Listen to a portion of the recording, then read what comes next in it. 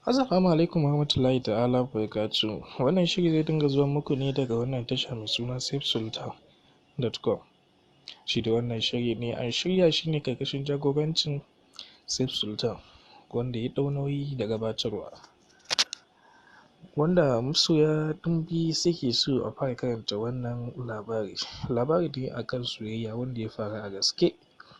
Wanda idan ka biyo ni za ka ji me yake faruwa. Shi dai wannan labari shine dawa ake so. Na fara son ta, tana so na, kullum sai na je gidansu.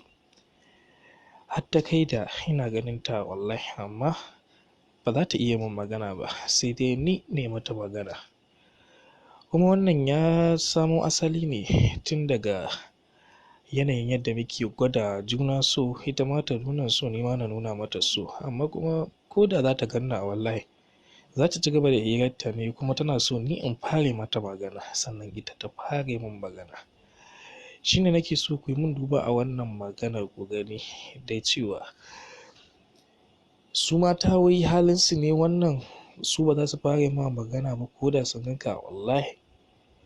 Kuma duk sanda take maka sai dai kai ka fara musu magana. Inda na duba ta gani can, sai na yi mata sallama assalam, sai ta ga min da wassalam. Na kasa kuma me zan kara ce mata, can sai na ce mata ya gida, ta ce lafiya ƙalau. Ya harkoki, ta ce lafiya ƙalau. Mene labari, ta ce ina gurina. Na kasa me zan ce can, sai na ce ai ku ne da labari tunda ku ne kuke sauraron rediyo, kuma har kuke sauraron wani shiri da ake ce mai rai dangin goro.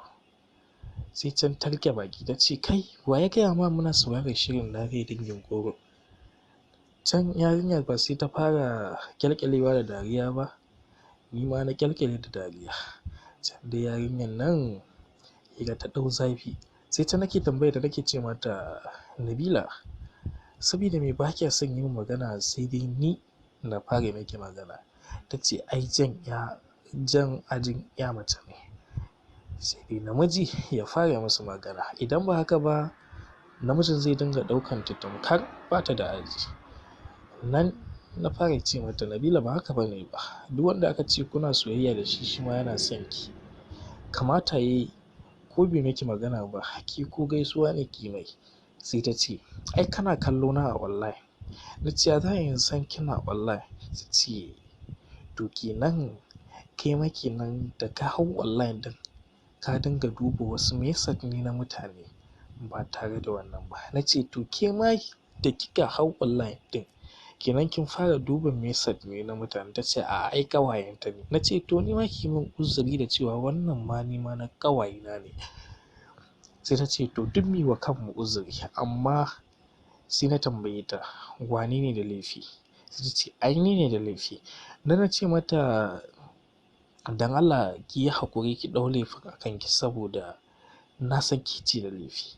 Sai ta ce gaskiya ba za ta iya ɗaukan wannan laifin ba, sai dai ni na kasance ni ne da laifi.